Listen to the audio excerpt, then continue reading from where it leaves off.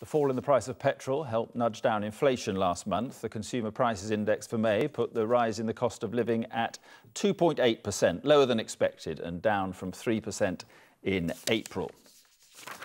That, of course, has been a favoured measure of the government, but today our ITV News Business Club sent an uncompromising message to ministers. Do more and do better to help us and stop using the euro crisis as an excuse. Some say they're already planning for the euro's collapse. Our business editor, Laura Kunsberg, has been listening to what they have to say.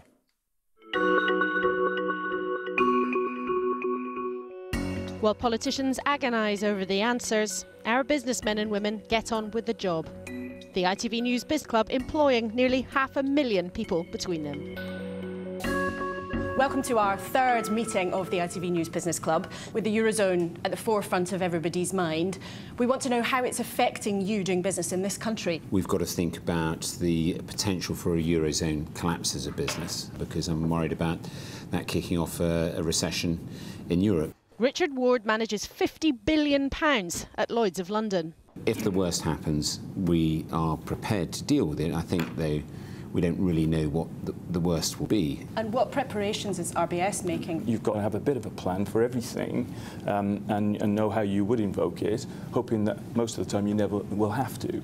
The last 2 months of trading have been fairly slow. It's that lack of confidence, certainly with our UK customers. Every week they tell us they've still got less money in their pockets than they had a year ago. Andy Clark is the boss of Asda. I don't think that our consumer is hugely aware of the impact of what could happen in Europe. The things that are on their minds are, are they or their partners or husbands going to have a job? Ministers have said we're back in recession because of what's happening in the Eurozone. I don't accept that. I think, Eurozone is one thing, and we, as a UK economy, we can't blame the Eurozone for what's happening in the UK economy. We certainly believe there are things that this government can do to provide that certainty, notwithstanding the macroeconomic conditions. So you all agree there are things the government could do right now to get the economy going without spending taxpayers' money? Yes. Yeah, absolutely.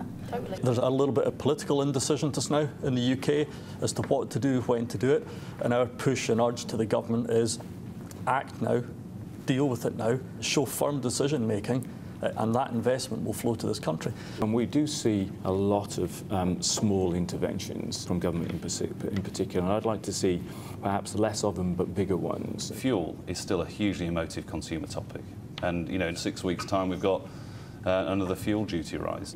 Would you say to the government, scrap the planned increase in fuel duty? Yeah, I would. Sometimes you have to find a different way.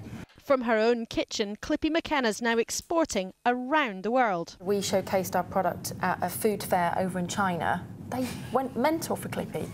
Who wouldn't? But anyway, in this country, I think we're just a little bit scared and a little bit fearful of what we could achieve, that there are other markets and you can diversify. As ever, thank you very much indeed. Thank you. Thank you.